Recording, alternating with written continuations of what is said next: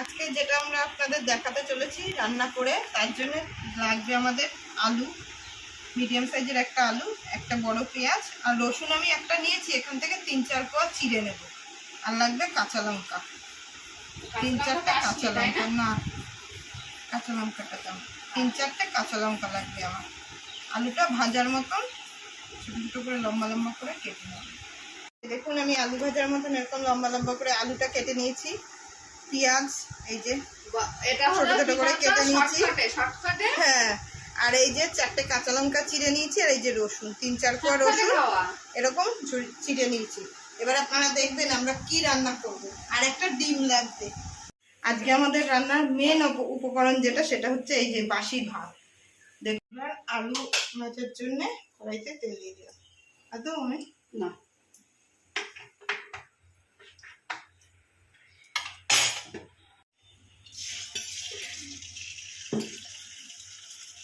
তেলটা গরম হয়ে গেছে, ডিমটা দিলাম।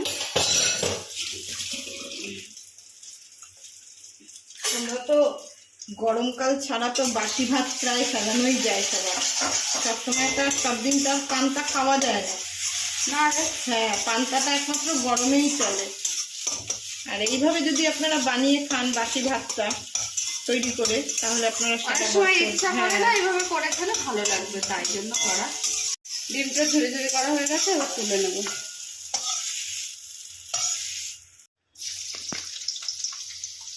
তেলের উপরে রসুনটা আমি আগে দিলাম, রসুনটা একটু লাল লাল করে ভেজে নেব। রসুন লাল লাল করে ভেজে নিতে তার সেন্ট হবে, আর এই কাঁচা গন্ধটা আসবে না। অনেক সময় রসুনের কাঁচা গন্ধ অনেকে খেতে হয়। যারা পেঁয়াজ রসুন খান না, তারা শুধু আলু দিয়ে লঙ্কা দিয়ে ভেজে খেতে পারেন। অনেকে আছে ডিম পেঁয়াজ খায় না। রসুনটা আমার বাদামি বাদামি কালার হয়ে গেছে, দেখেন। এবার আমি আলুটা দেবো।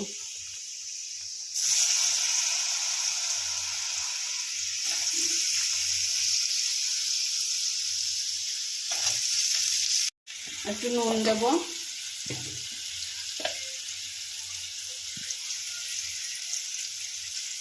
একটু আন্দাজেই নুন দেবো, যাতে ভাতটাও এতটা দিলাম, আর দেখে পরে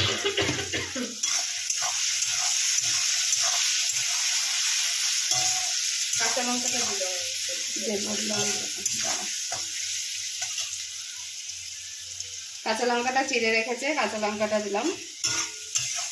আমরা 4টে লঙ্কা দিয়েছি। ঝাল আর এখনকার লঙ্কাগুলো ঝাল কম বলে আমরা 4টে দিয়েছি।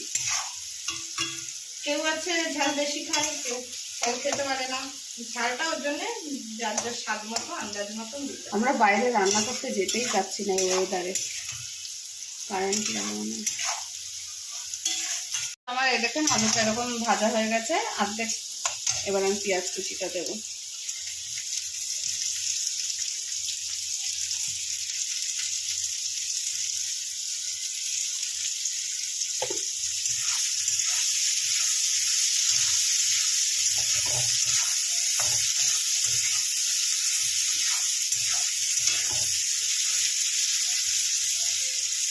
তো 2-4 দানা চিনি দিতে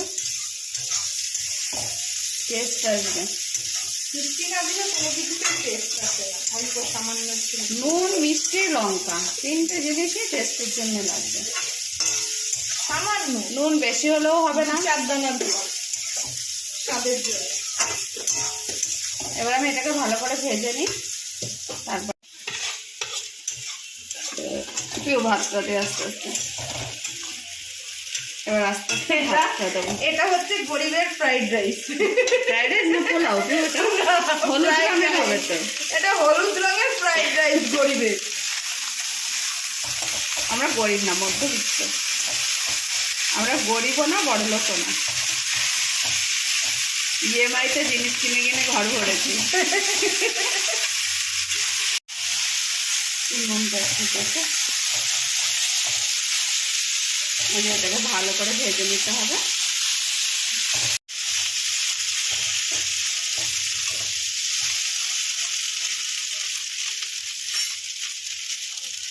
হয়ে গেছে আমাদের